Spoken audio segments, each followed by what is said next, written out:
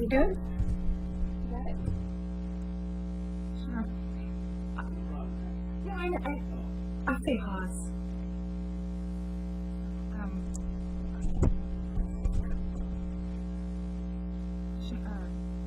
Mr. Slack. Miss Walters. Miss Smith. Miss Mom. Mr. Wright. Here.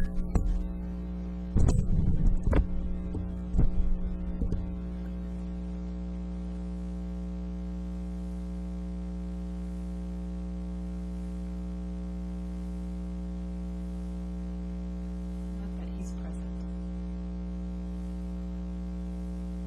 Staff.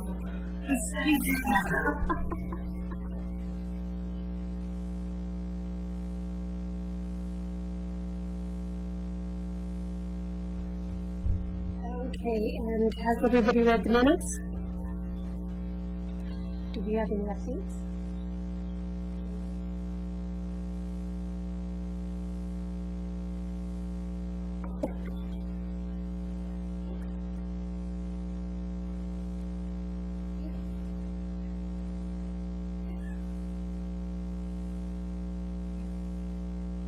Discussing the minutes from last time.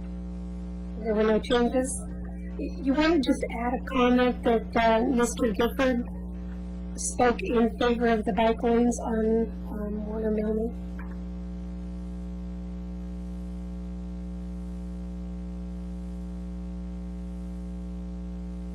Do I hear a motion to approve the minutes?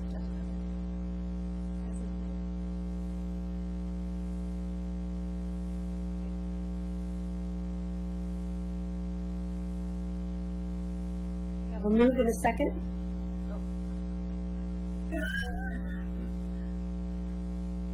Those in favor? Those opposed? Those abstained? Okay, so we can introduce ourselves, and we have Kathy and John from the city. Could we get the people from the audience to introduce themselves?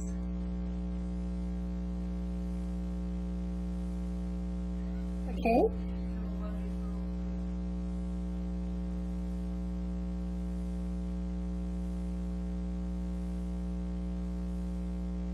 Interested Pearl Street. How about that? Okay, do we have any changes in the agenda? Going once, going twice, okay. Then let's move right on to Pearl Street. And we have letter. Did you guys want to say something first, or do we want to hear the update from John first?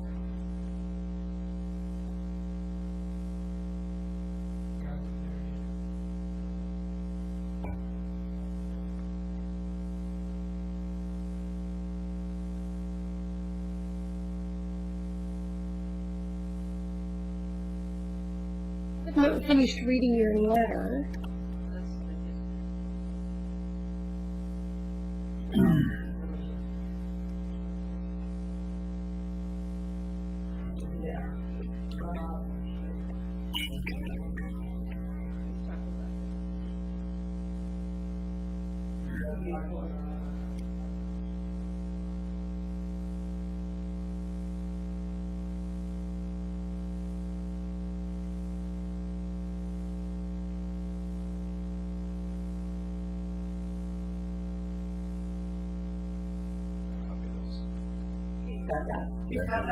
Yeah. Thank you. Get a picture.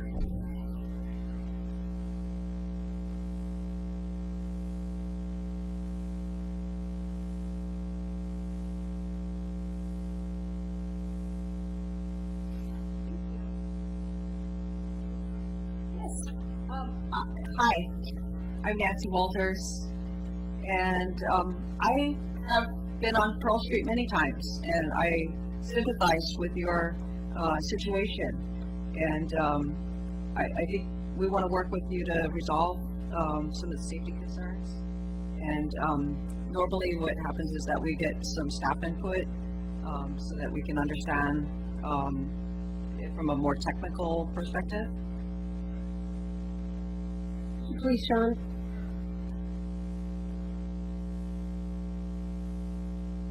Better time with pictures and. Okay, so I think most of the items that we can address, obviously traffic congestion, parking is going to be a little more challenging, I think. But the lane issues associated with Pearl Street near, to me, like there's some merit in considering making some changes. So, do you see what I see on your screens or what I have up here? So, so we're talking really along the 221 Malala Street is the area where I think there's the most opportunity for improvement. Section east of 221 Malala, a little more challenging. There's existing road there, although I think we can make a little bit of difference down near Aluria with the striping alignment. So the kind of improvements that I would suggest would be, right now there's a double yellow stripe, and it's the wider double yellow stripe. So what we see sometimes 4 inches of separation between the 2 yellow stripes. This has always been striped this way. Nothing new has changed there. Even I think when they built 221 Malala, the lane widths got narrower though, because the parking lot across the street from 221 Malala on Pearl, when that was developed, it used to be just wider asphalt there. So when they added in the sidewalk, all of a sudden you lost lane width. And I think there's always been parking in front of 221 Malala, but vehicles could always merge over a lot safer. It was just felt wider. Right now it feels really narrow. And I think for the most part vehicles can still get through there unless they're large traffic, but it's so much more comfortable. And there's a bit of a blind spot. So as you come westbound on Pearl Street, you tend to want to shy away from those vehicles that are parked along the curb, and essentially you're kind of, if there's oncoming traffic, there's a conflict there. And I think that there's a few inches difference that can be made if we deal with that existing striping across the frontage of 221 Pearl and take that even just a little bit beyond there and transition back to a centerline, dual centerline stripes down Pearl Street. And I think that gains us, when I say a few inches, add them up. But what I'm basically thinking we should do is right now, the double yellow stripe, we should blacken out the one closest to 221, place another one on the other side of the existing stripe. That's generally what we're talking about, and put it with 4 inches of spacing as opposed to the 12. So, and there's still room to do that. We may have to do a little bit of paving right in this area, just because there's not much shoulder there, and if we don't pave that, there's a pothole and kind of a rough spot on the edge of it. So, I think reading your letter and then going out and looking at that, I know that's definitely one area that we can make some pretty simple improvements. Another area is just down near Aluria, where for whatever reason the striping really, the eastbound lane really gets narrow, and I'm guessing that's just the striping operator when they came through there when they striped that last. They don't usually do a lot of layout for that kind of work. They just kind of follow the old line. Whether the old lines have always been that way or not, I don't know. I never noticed it until we went out and looked at it.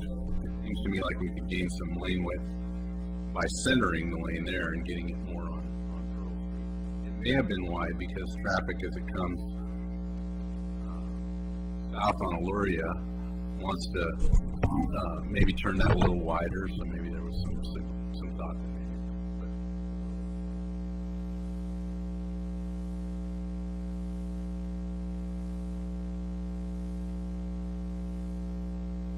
There was other things that were mentioned in the letter with regard to additional parking. And I'm not sure if you had specific locations as to where you thought that additional parking would be, but we wouldn't advocate for, in these areas where people have created their own little parking spots in front of their homes to improve those necessarily, or to widen the road. I don't think that's what we're talking about here. open to hearing that, we didn't really look at that. We mainly looked at striping to see if there was anything we could do with striping. Is parking allowed on the corner going around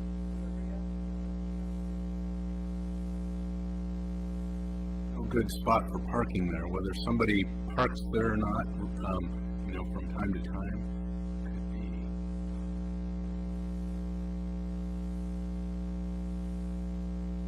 I've ever seen a vehicle parked along that section, but is a back corner, because it seems like when you come around either direction, it's limited sight distance, and with, the houses being so close, it seems like there's people parked, the upper corner area, it seems like sometimes people will park in there. A problem, just a couple times when I've been there, or if it's an ongoing problem. I'd like to hear more from the people who live there, where the biggest problems are, from your standpoint. Excuse me, yeah.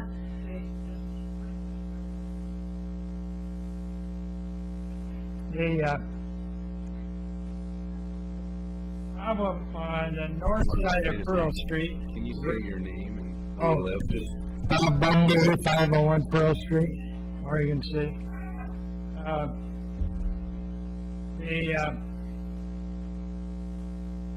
There's a strip of blacktop called Pearl Street, and where the plans for the city establish where eventually there'd be curbs, telephone poles, fire hydrants, things like that. They've existed, a lot of those things have existed, the telephone poles and the fire hydrants. We had a fire hydrant directly in front of our house when we bought it 40 years ago. And we have a 90-foot wide lot, or 60-foot wide lot. And there was a single car garage on one line, fire hydrant in the middle. Actually, it was 20 feet from the west. So there was no place to park in front of our house without being on that blacktop strip, which was, dedicated to cars. And so we had kids from 5 years to 15 years. We could see all the drivers coming, see? And so we dumped 13 yards of gravel in our front yard and brought all of our parking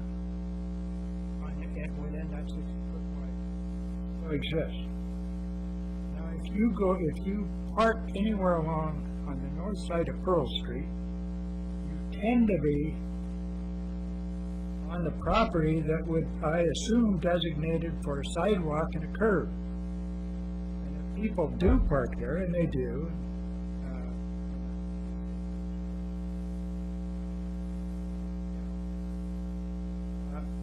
the cars coming up the hill have scrubbed out one of those yellow lines because they don't want to crowd those cars parked there.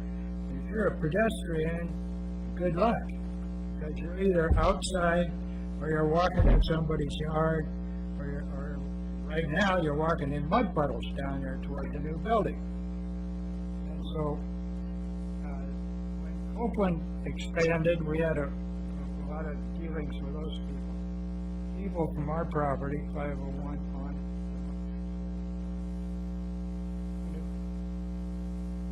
gave up their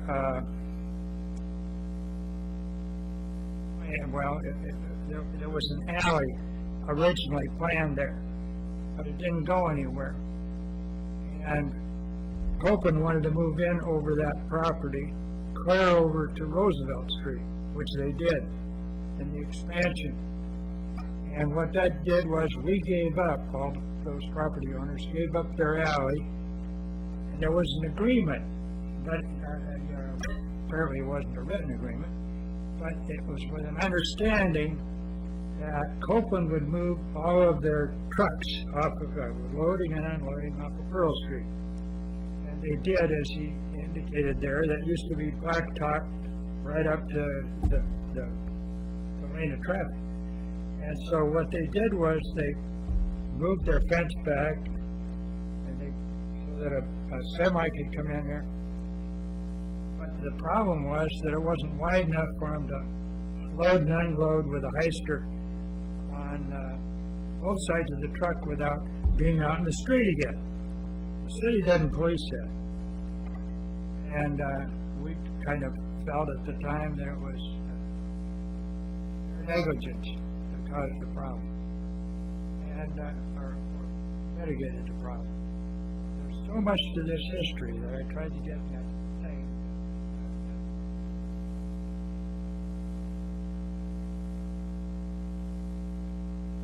Back to 1963, when I moved into town, my youngest son was born at the hospital there at the top of Pearl Street Hill, Washington Street Hills. Soon after that, the physicians in town and the community developed a community hospital up on Division Street. It was a relatively small hospital alongside of what it is now. And there was the move for a bypass. And so they took 213 off of Malala Avenue and they eventually made a bypass. But at the same time, in order to relieve traffic, they established a light down at Monroe and 7th Street, and they established a light at Pearl Street to facilitate the traffic in those areas getting over on 7th or Malala Avenue so they can make a left turn. As far as I can see, that's about the only reason those lights were put in there. Was to get the traffic off the north and east, northeast, 7th or so they can make a left turn. And the hospital expanded. Doctors' offices went in up there. High school traffic kind of disappeared because of high school. But the traffic's just been compounded and compounded and compounded on Pearl Street. Look out the window and see when the shifts end over at the hospital. Zoom, zoom, zoom, zoom. And they race down to the light because they know they're going to have to wait if there isn't a car down there. If there's a car down there, they hope to capture their waiting time, so when they get there, they'll just be able to make a left turn.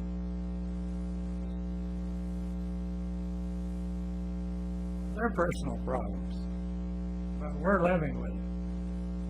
And the standpoint is that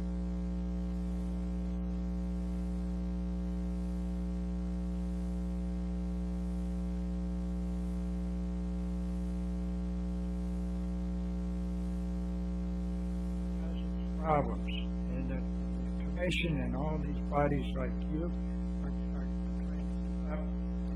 And the city's poorly laid out. There isn't a street that I can think of that you can go from the lower level to the upper level except 15th. Traffic on 15th Street. You gotta go up Singer Hill, Washington Street, go around by Arts Cafe, whatever, in order to get onto the second level. And on the second level, the only way to get up to the third level, for most people, is 5th Street, Lynn Avenue, 7th Street, and Malala Avenue. Can't help that, they can't read geography.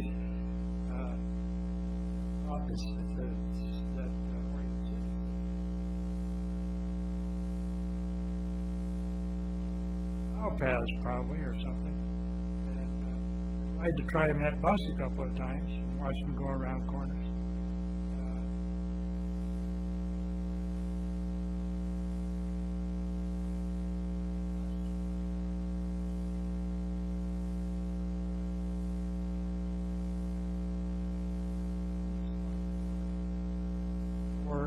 inconvenience of people on Pearl Street, they haven't contributed to the problem. It's the solutions over the years that the city has made.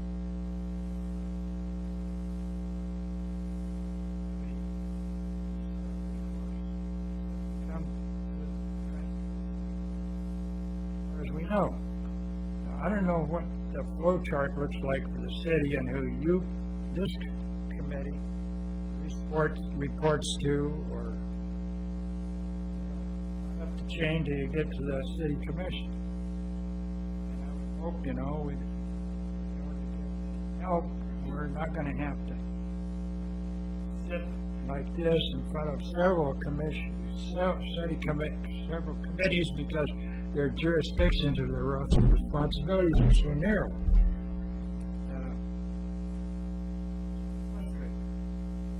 Understandably so. And to answer your last question, we're an advisory committee to the commission. So from here, Go we to would- the commission. yes. Okay. So the next step would be the commission.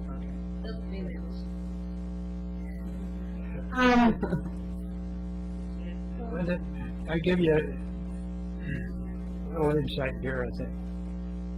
Political insight. And the traffic increased on Pearl Street. Eddie Raleigh brought Doug Neely up, showing him an ideal place to put a campaign sign in my front yard. I did. I still got the sign.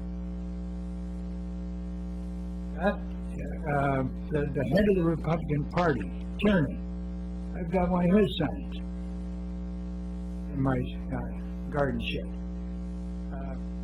He's the head of the Republican Party, state party today. And those people are smart politically. They know where the traffic is. And they came up, after that light was established, they came up and put signs on Pearl Street. We didn't have signs before that. We've got a suggestion to do some restriping, which was also one of the suggestions that were on your list.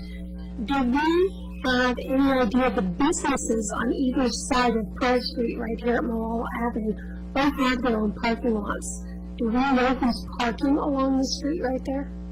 All the people from the new building, or the refurbished building that used to be Coke and Lumber. Red Side Properties or Development or something like that. And they have more people in that building that go to work with cars than they have parking spaces for. And if a delivery truck double parks, you gotta go across the double line or sit there until the delivery truck is unloaded.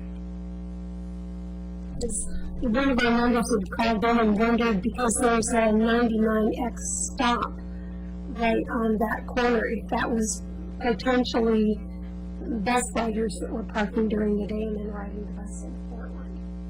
But Union was not really supporting that.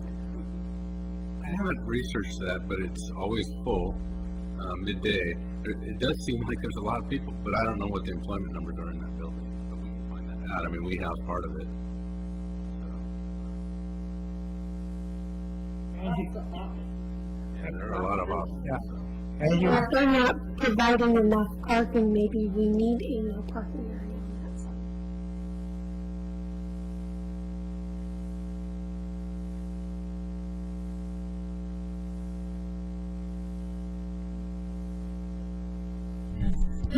The problem is that this meeting is actually being recorded. It's live on the computer. And if you were in front of the microphone, nobody can hear you. I'm sorry. What's your name? My name is Joyce Huber, and I live right here, right next to where you're showing this traffic. I'm right at the gate, on the other side of the empty lot. Yeah. And when they park here, I have to back into the middle of the street to see the cars that are coming. Now, I'm an old woman, and I can't turn so good anymore. And, it's just kind of dangerous when they come pretty fast. But my big thing is them parking there and then the trucks come here to unload their stuff. We have to go in the other lane. There's no choice. It's just so narrow. Now, I don't know how you could improve that other than finding them a parking lot. But what happens here is they have a little driveway thing and people were parking inside there. So he comes and he puts up a sign, Mr. Wright, and said no parking. And they just knock down the sign. You know, he doesn't live there, he's just on his property. So, my biggest gripe for this is that I can't see, because we didn't have this traffic until they, refurbed that building. So I don't know if they're there, or like you said, I never thought about the bus.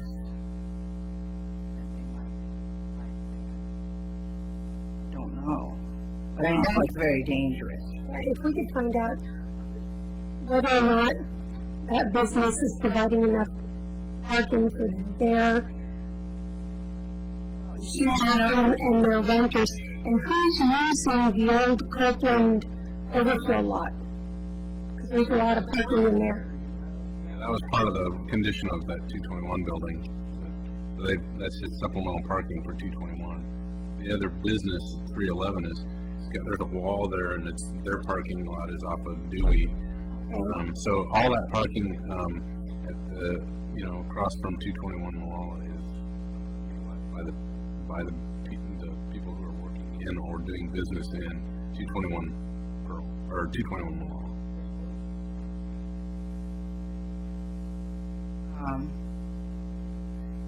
People like Mr. Bundy who can't see, real well.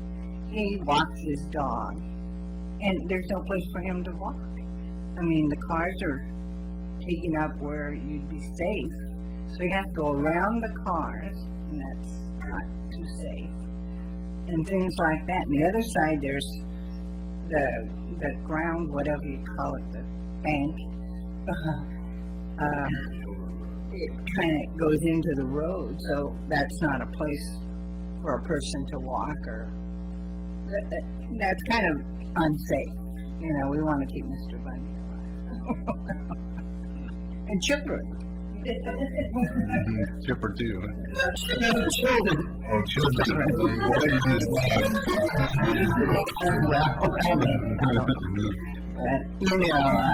That's what I'm concerned about too, is that someone's going to get hit because of this as well.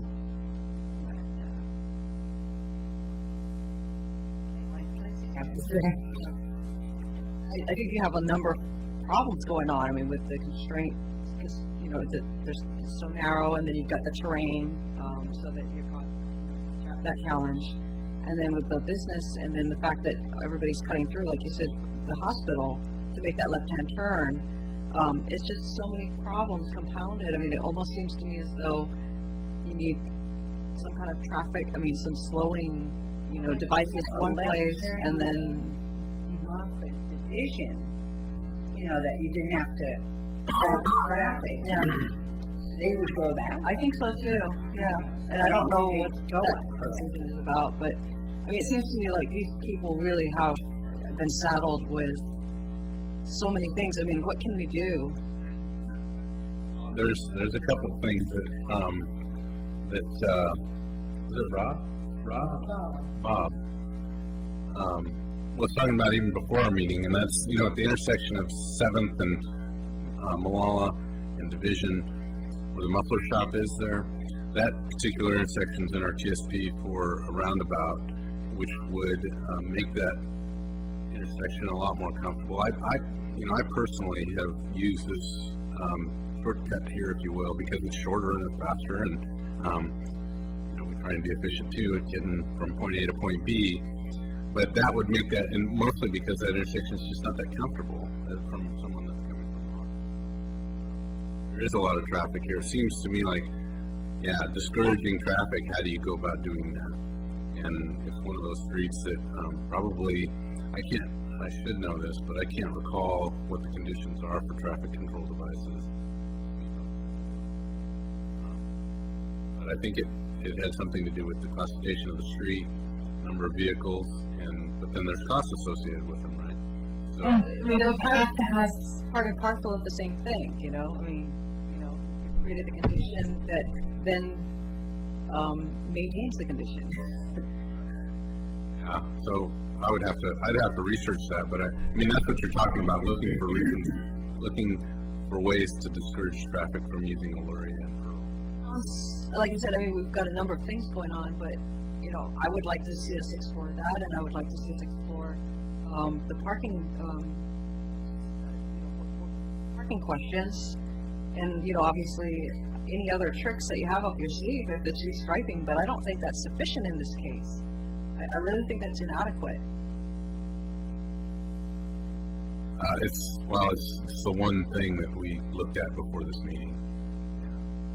Diverting traffic or adding speed bumps or curb extensions, or, you know, those are capital items that And I understand. I don't wanted to hear. I understand that we have, you know, all of the whole budgetary and processing issues, but if we can at least agree what the ideal solutions might be, then maybe we can try to pursue them.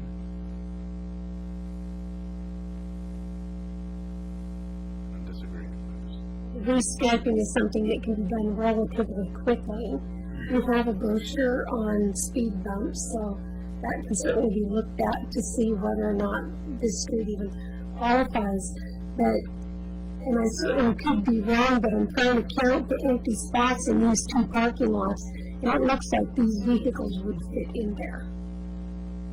So if our parking is from this business, then they need to be encouraged to park in there. The whole complex. Okay, this complex.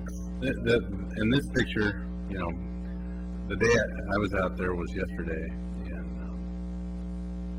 everything was full. It was full. Now, there may have been a couple of What about spots Fair left. 19? Is that available for purchase? I mean, I don't know if that can happen or not, but Nancy, may I say that that is available for purchase? However, apparently the owners want a very large sum of money, and prohibitive. it's, yes, it's very cost prohibitive. And I've been told that they are all visitors and employees of the building there, that these parkers. And they've already removed parking on one side.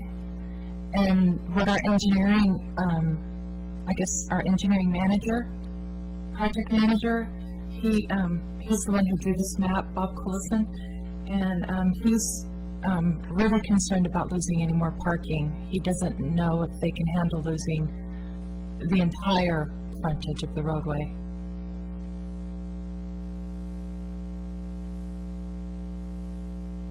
Planning staff moving up. It's gonna stay the same for a while. I would think that you'd get a lot of traffic coming and going from the planning department.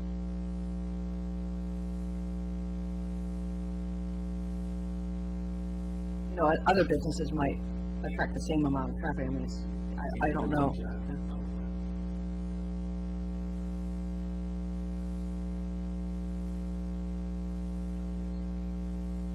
I agree. It's Yeah. possible, but Yeah, it's probably not, I mean, we can't bank on it.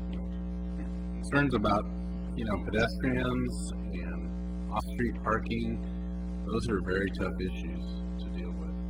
Just because, well, for one, it's not that wide a right-of-way, and for two, it's so solve them as capital. That's within Pearl Street.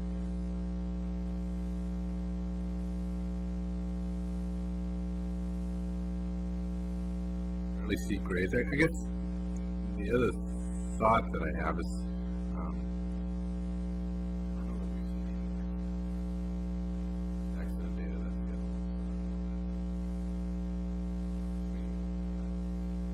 that's the speed study here.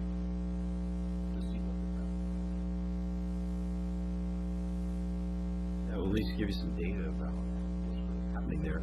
The other thing is I, you know, if you really got to the point where you're going to invest capital, maybe I use that route all the time because you're crazy trying to get up.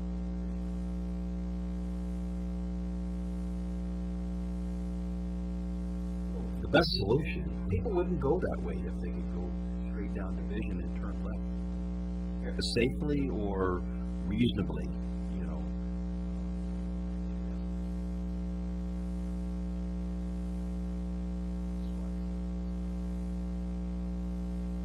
Me, I mean, you can do all you want to try to keep people from going over here. Anybody who can go straight down Division, I think, huge percentage is going to go that way. But right now, it's really complicated trying to get all that turned on.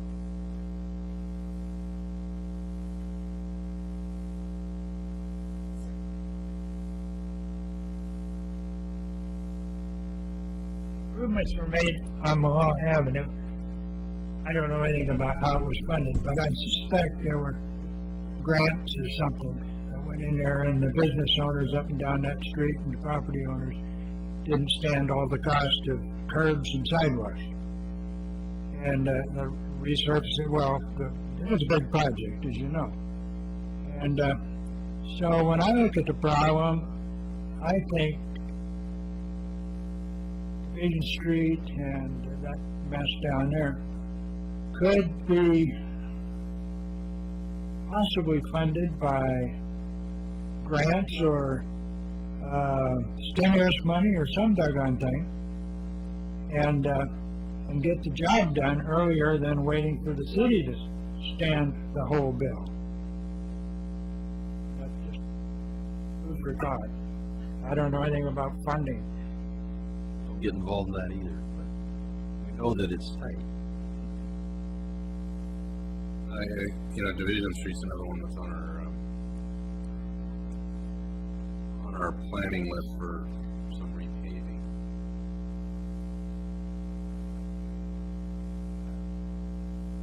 They make it a little better. It's not intersection improvements, but maybe.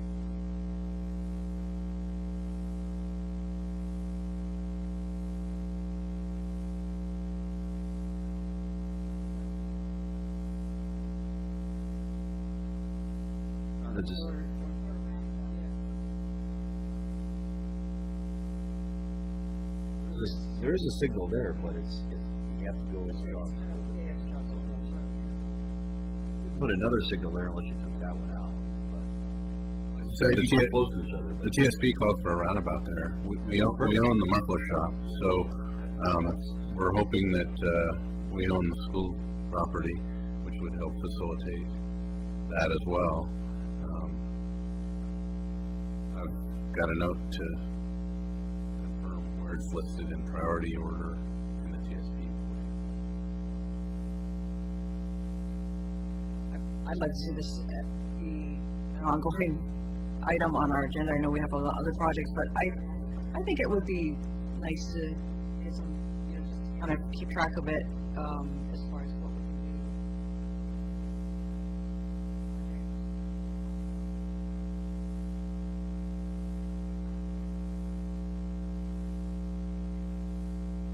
Yeah. That's not fair. Thank you for the meeting, and, I'm sorry we can't do more tonight, but, we'll continue to see what we can do. My husband will sleep tonight. Hey.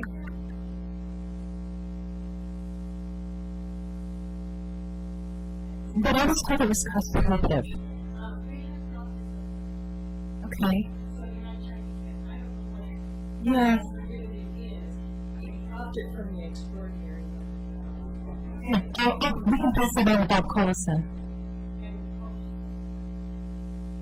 Yes.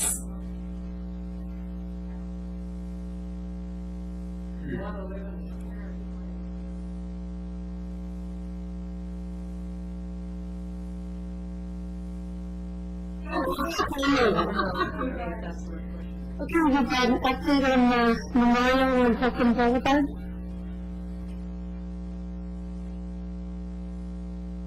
Yeah, the update is that, I haven't heard back from the planning director, community development director, he is the one who originally said that, hold off on removing it. He wanted to call them, and, as you may recall, Nancy had offered to make contact with, maybe the community involved, and I'm almost to the point where I wonder if that might not be a bad idea. You mentioned about providing an alternative, so that they would be able to honor their relative in a different way.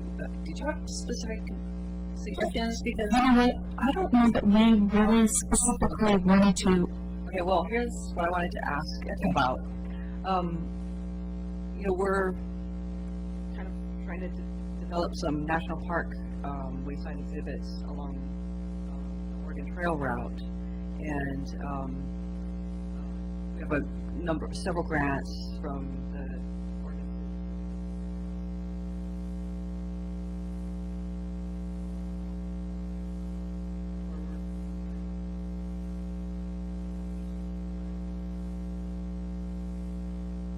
The areas that we're talking about is that gateway area, where we think about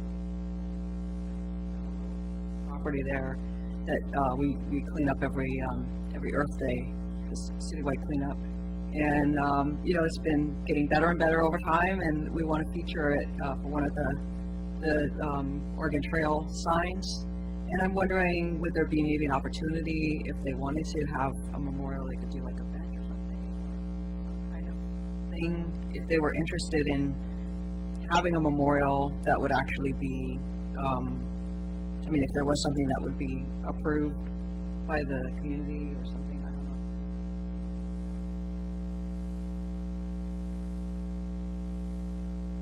It's like something that would to be doable, especially if the neighborhood was supportive of that. Here's something that was going on at Redland and Holcomb recently. There was some email correspondence about something that was going on down there, and I heard your name. Well, we did.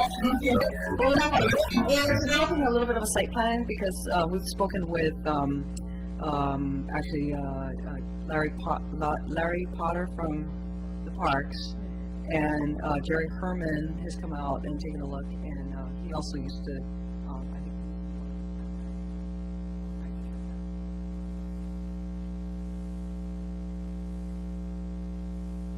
owner come out, and also the one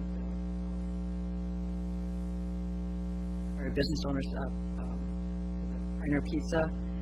And so right now there's a lot of extra trees in there, and we have kind of consensus about some that we think maybe might need to be removed over time, but that's kind of a separate thing.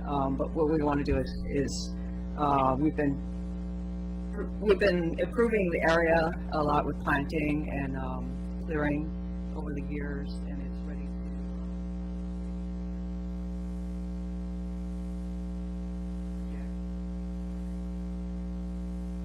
I think a place for us to include some kind of memorial. I don't know if it's appropriate or not.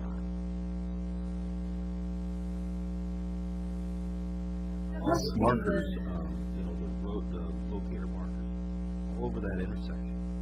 I didn't know that there was anything. I have nothing to do with those markings, but I think that they're for the design work that's going on for the Jughandle project. Well, I'm guessing, and then we kind of, you know, just had made some new paths and you know, been clearing. Wanted to connect better for the pedestrians, so we created some pedestrian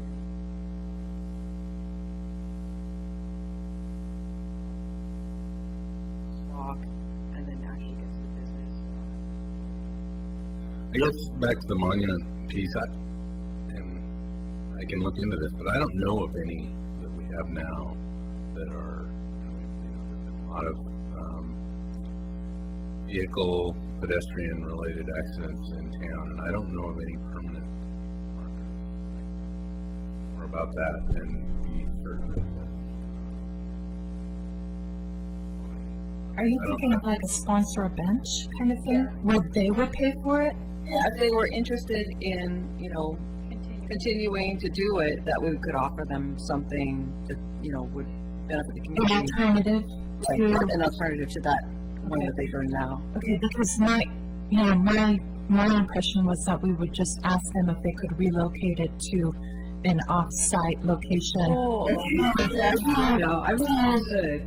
To a cemetery or to their private property. Okay. Because technically, right now, it's a sign in the right of way, it's an unpermitted sign in the right of way, which is not allowed. Okay, and I misread the communication, thinking that we needed an alternative, that it was something that you guys provided, some program or something.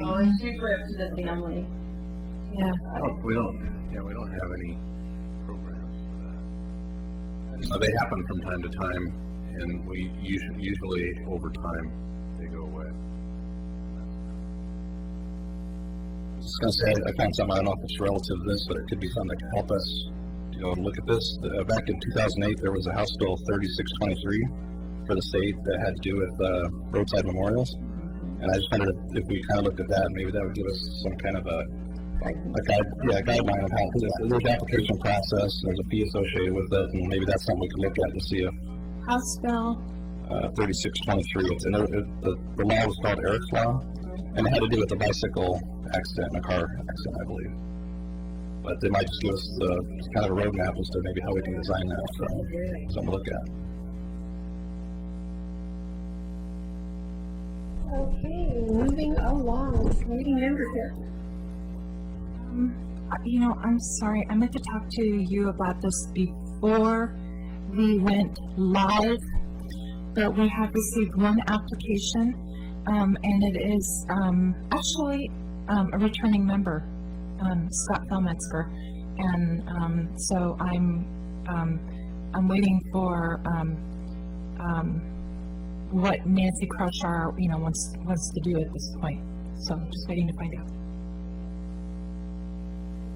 Road schools are an update.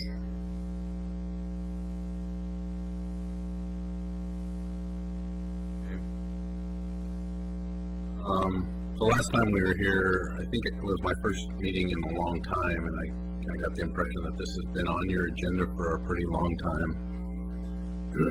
And part of the challenges is the players. It's a county road. County really maintains the pavement and the signal system.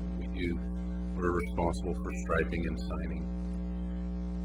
So anyway, that complicates it a little bit. We've also got the school district in there that has been, I think, somewhat effective at trying to prevent the idea of removing the school zone. Still feel strongly that there isn't a need for a school zone along that stretch. Last time we reported that we had a consultant DKS who was looking at the signal and looking at if there was anything in the signal that might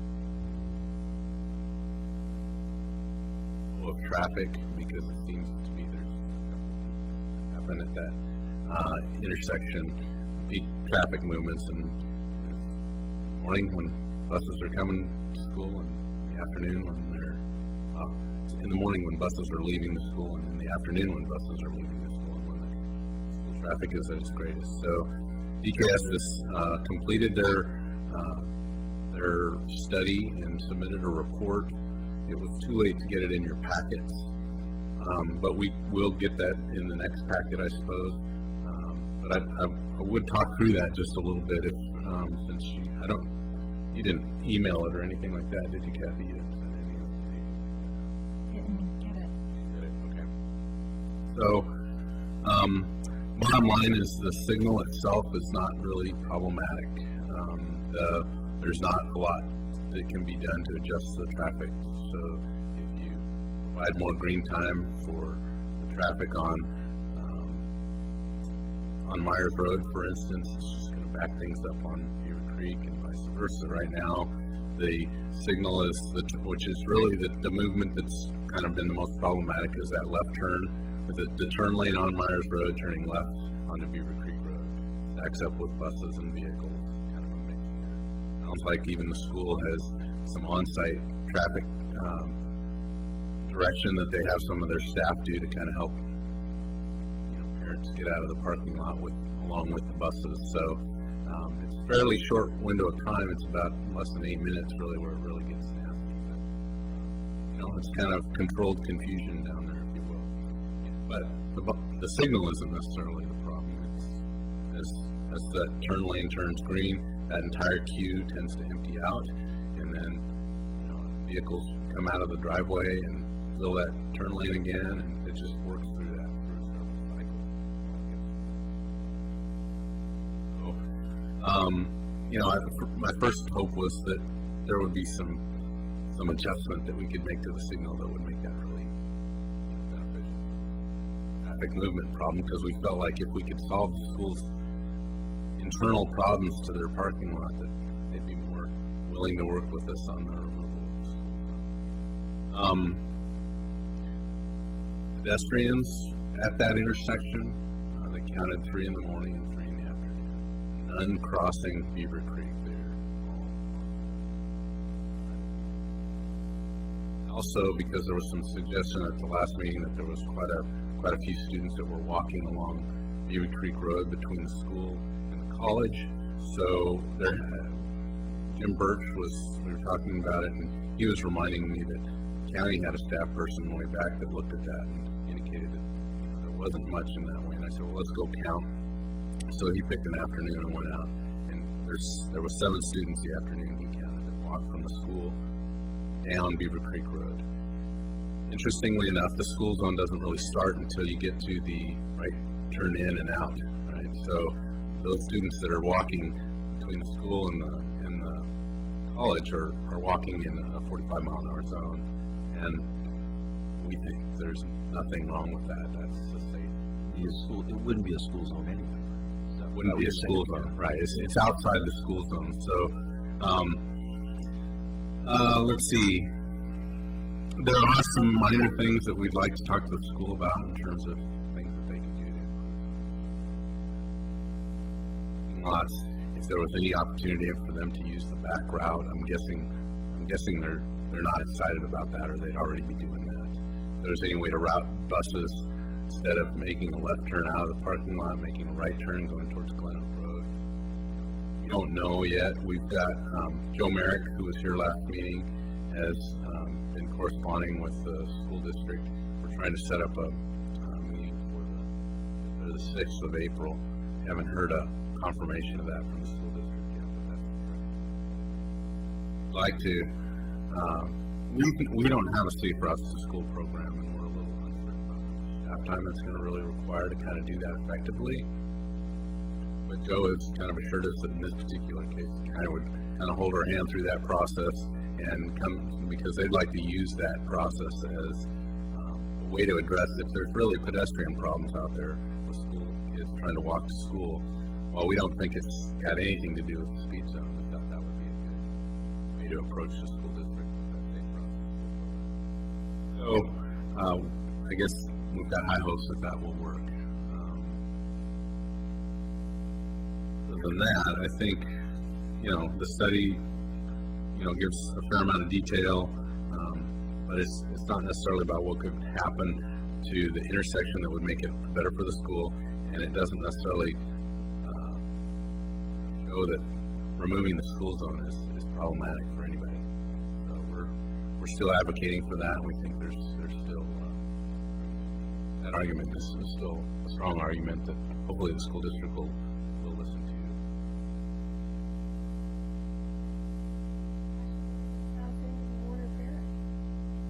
That was approved, and we're moving forward with it. We have Quest put in a new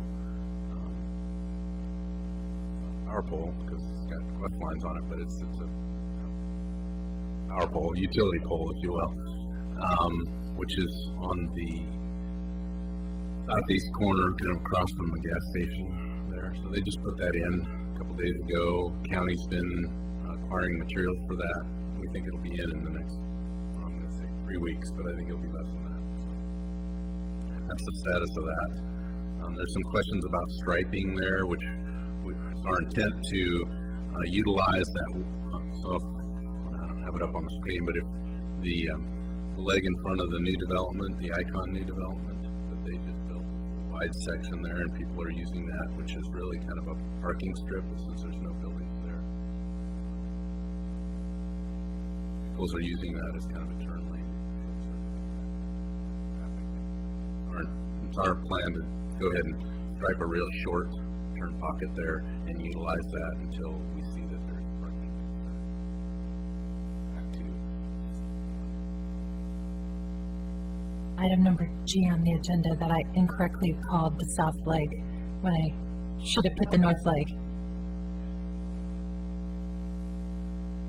Oh, I didn't realize. Because the issue there really is confusion, because you get people that are on the road, they want to turn right, and then someone slips up beside them, and they're turning right, and it's like, oh, was I supposed to move over? Was I?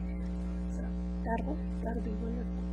There's also a bike lane there, so we'll have to, often you see right turn traffic crossing bike lanes, so we'll stripe it that way. And there'll be a curved tight right turn lane. No parking on South Second Street adjacent to Stillhouse Pub. It was suggested or directed that we needed to move the message there that there was no parking, so we made that curve yellow. But Betty Shaftsma left a message saying that it's worked so well, they're not parking there anymore, but that they're parking in front of the bus shelter that is marked no parking, buses only. But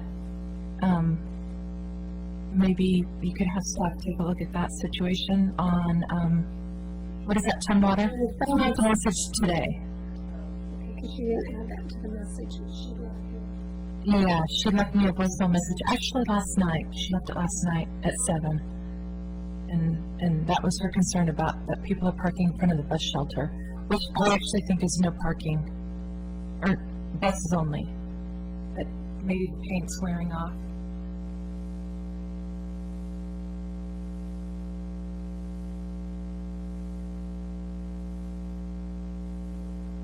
About the north leg of the intersection at South End Road, so trying to get budget cuts. And what is budget cutting?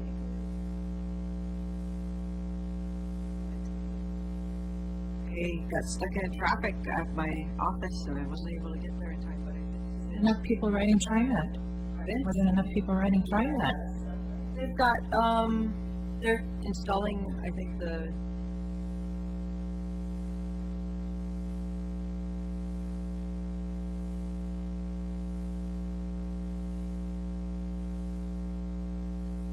yeah, I think that's what it's for.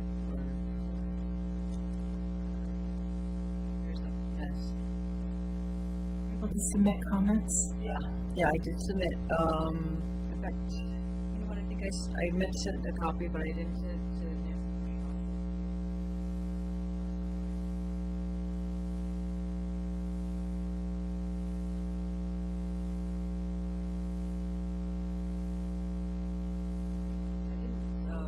I didn't mention anything.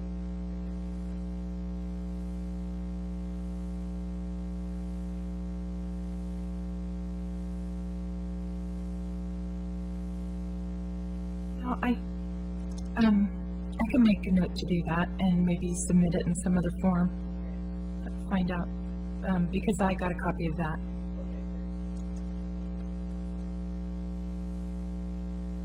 Downtown Parking Committee. Just on the downtown parking is that, it's on hold. This time.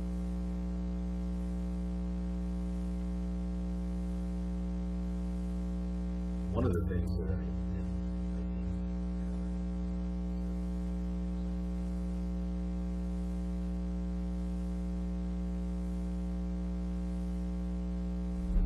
a lot of different things, so it just Ashton says you ought to give the new city manager. Of Adam, so I'm hoping that doesn't mean a year delay. Transportation construction projects.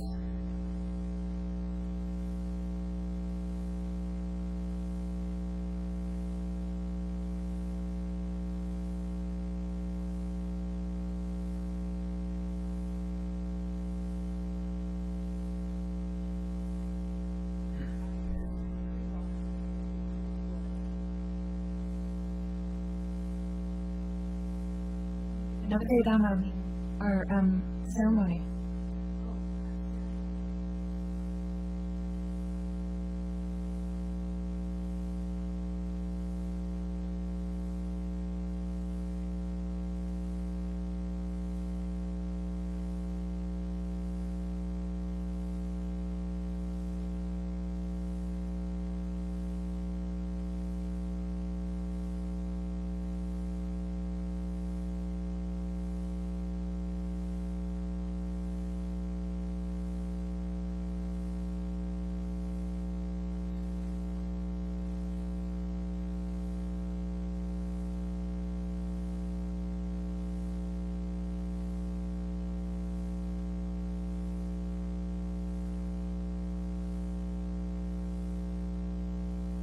They were ruining the new wood by running the skateboard.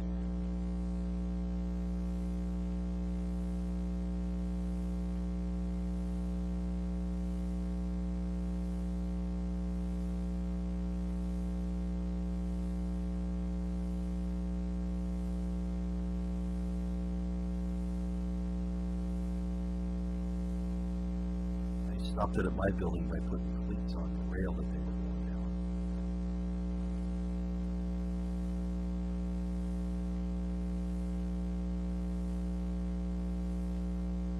Your security cameras caught him. Security cameras have now slowed that down.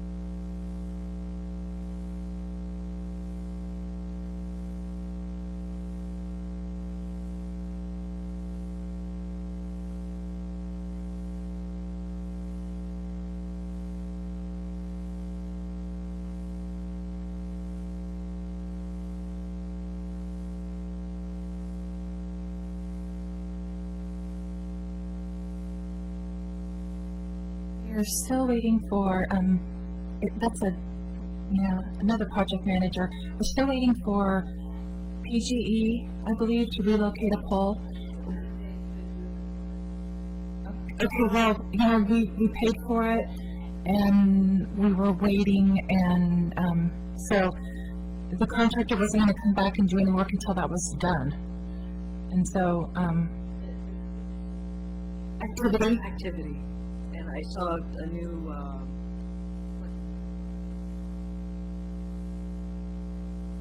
also got complaints about 3 street cuts across the road, But and the- that one of them was failing. Somebody put asphalt in that last week. Okay, because I set something off. There, Okay, and now that project manager's gone for until the 30th, so, I don't know what's, I don't think anything's gonna occur, I'm sorry, until Monday the 29th. This will be project manager, so, I'm not sure if they're gonna wait to finish the project, if PGE is done, until he gets back or not, but, it should be done soon. Good.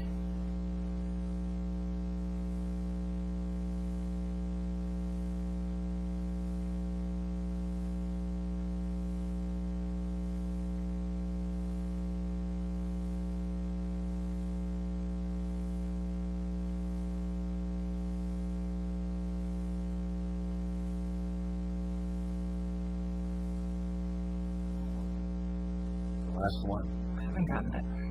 Can you believe out of 60, we got one guy that says. In the city. oh, He's got a little dispute going, so. Tell me that his sidewalks don't need it.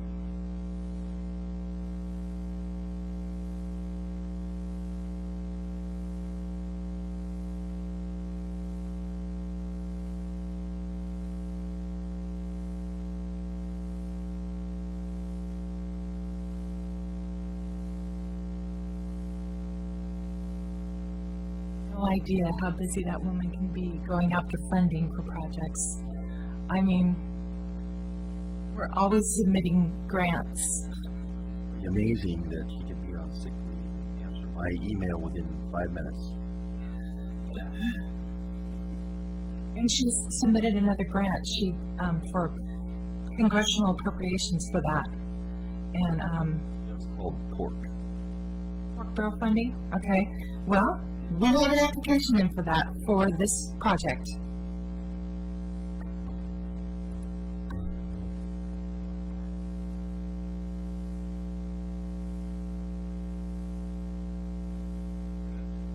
That project, I'm guessing you've known by this point in time, is Washington Street, Lynn, up Fourth, by Pearl in that area. There was one more piece that was, in Kenema, on Blanchard. So all the water line is in.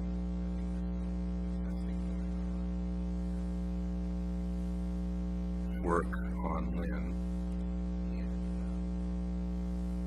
Part that, just so that you know, that patchwork on Lynn is to fill up the trenches and get them topped off, but the final product will be a full lane with,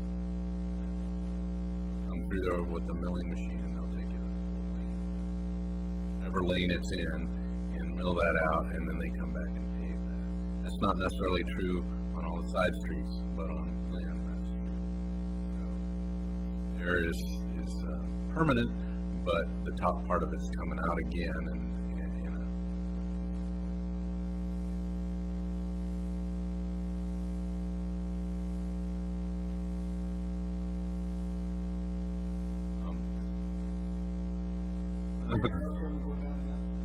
so, I mean, for the most part, that project,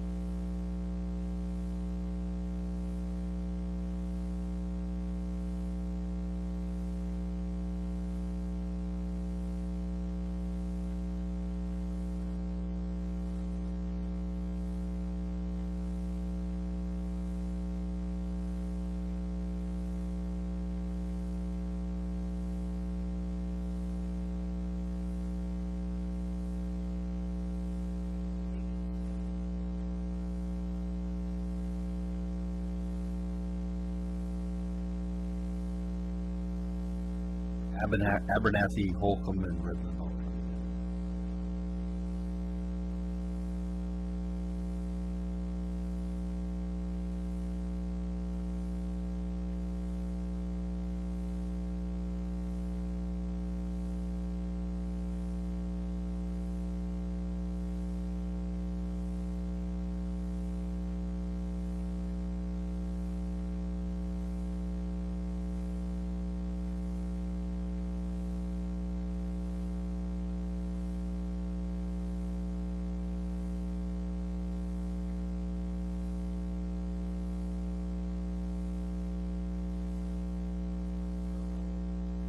I don't know if there's any opportunity, but, there's a gigantic, I guess, I'm guessing it's,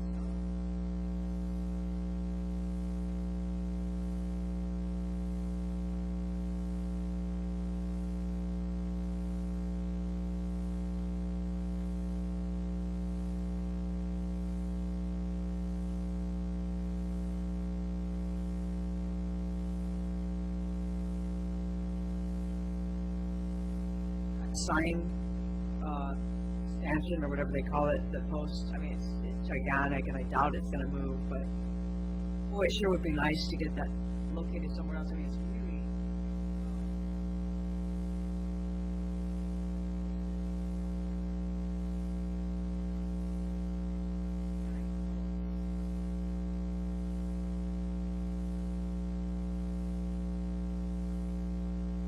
That, is it on this corner? Oh, it's. Yeah, I don't know why you can't see it, but it's. Yeah, that should be it. Is it called? Crosswalk. Pardon? What does it say? The sign say?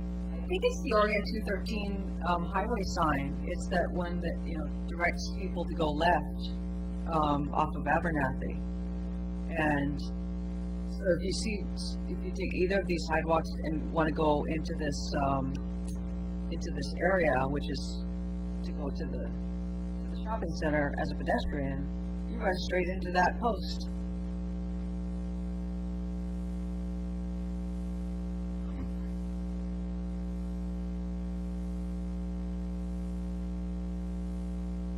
Okay.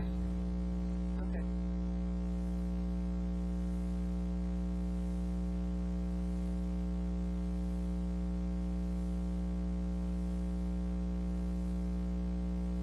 ODOT is responsible for that sign?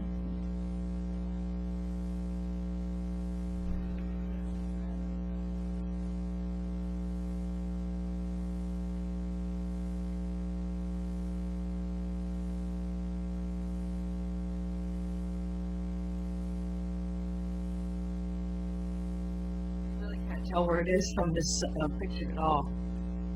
But it's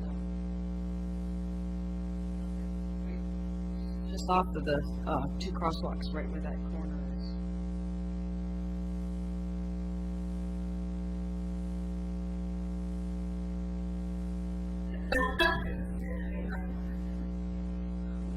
Standard is 2-inch pipe.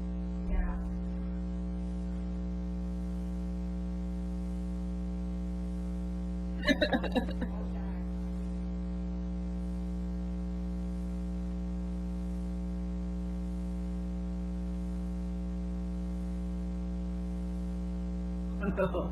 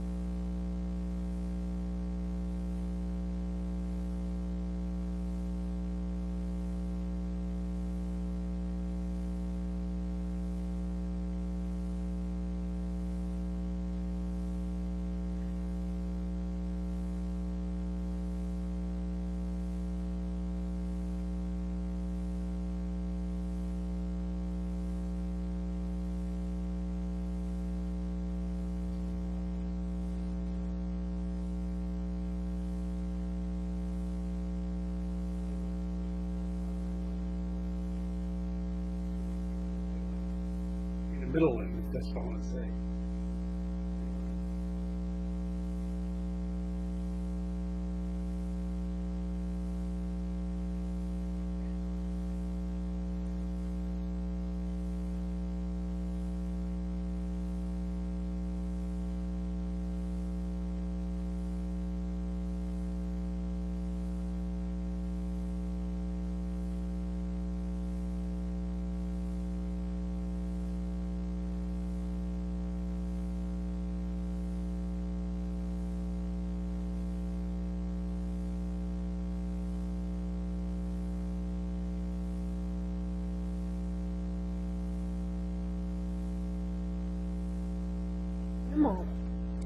Okay, future agenda items. Yes, sir. I don't see where you have other items, but there was a couple other things that, well, did you get the announcement on the Westland Highway Project open house? Okay.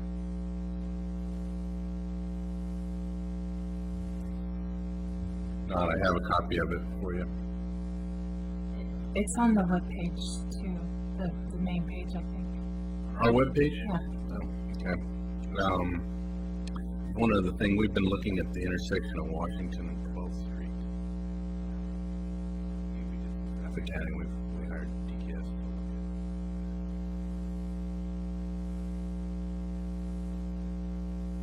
at a fair amount of small accidents at that location. I know there's a fair amount of awful neighborhood about seeing something different happen there.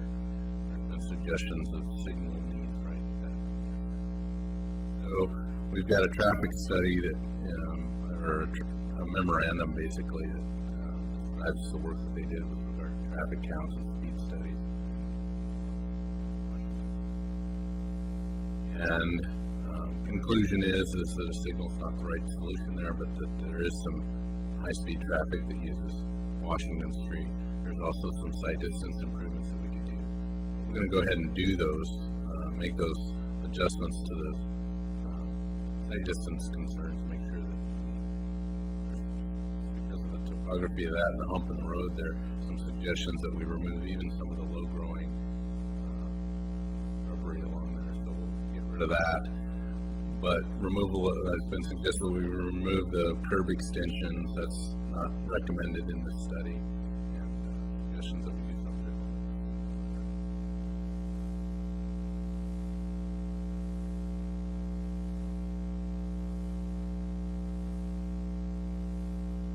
I'll include cost, Kathy, to include this as information, I guess.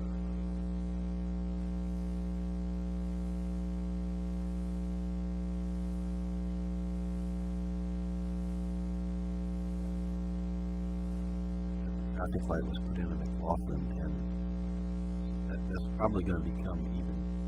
That was the other point that they made, which was we were anticipating a huge increase in traffic there now, and nothing has changed. They did a study in that intersection when they did.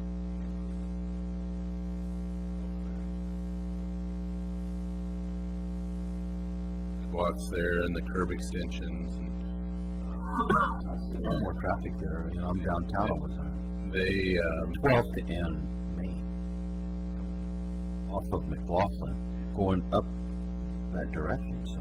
they didn't. The counts are the same as what they found in The four-way stop makes it look like 2000. I think that the year that they had done, they mention it in this study as well, is that they were anticipating an increase, that they didn't see that.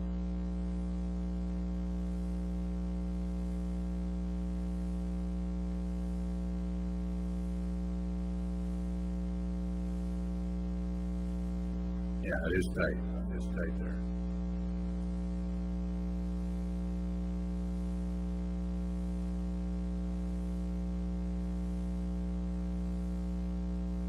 The site distance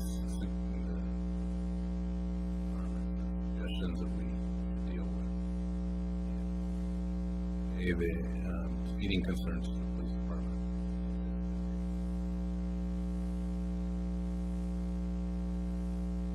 On future agenda items, it's kind of interesting because I think a decade ago when I was chairman of this committee, seemed like a long time ago, it was really a priority thing for us to complete the TSP because it had to be completed by a certain time. The thought came up because of the group that was here.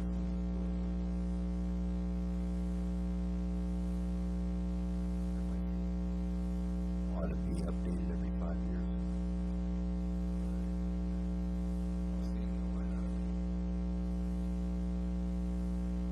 That was the case last year's budget. And we were waiting for another group to finish Metro, We're waiting for Metro to do the regional to finish RTG. their stuff. And I know the concrete concept plan, we were waiting for that, which that's happened a long time ago. well, one of the grant applications Nancy just put together was for, to get funding for the consultant to put together our TSP. And, we submitted that to the state of Oregon on Friday, last week.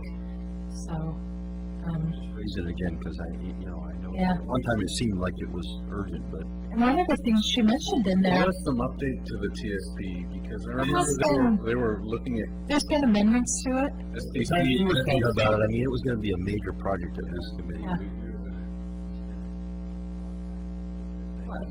Well, you referenced in there, in fact, the TAC actually is referenced in there as being the advisory body, for the Transportation System Plan update. And, so she's trying to get, funding through a grant to pay for this $300,000 project. And our existing TSP was done in 2001. And yes, there have been updates, but yeah, we're going to redo it. That's why Nancy, she applied for grants.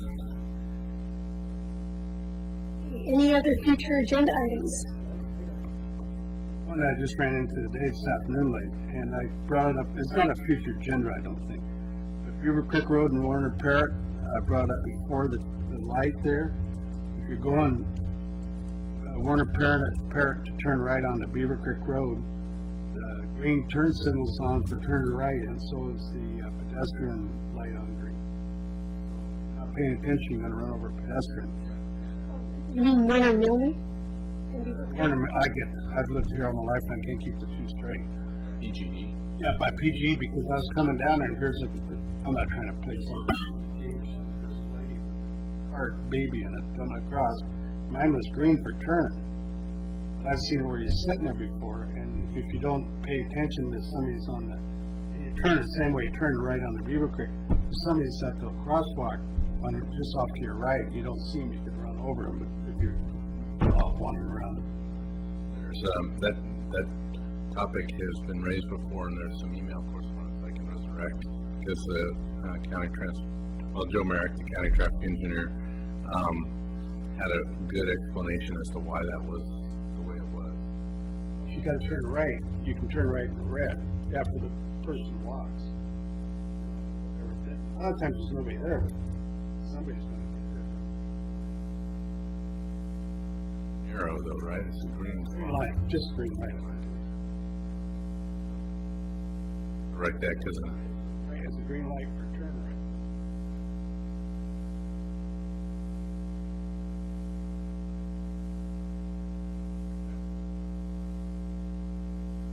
on this future item, you just want to. Okay.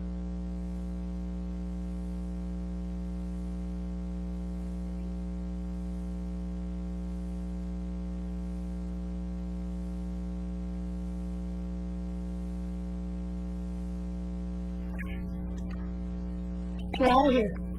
Minutes.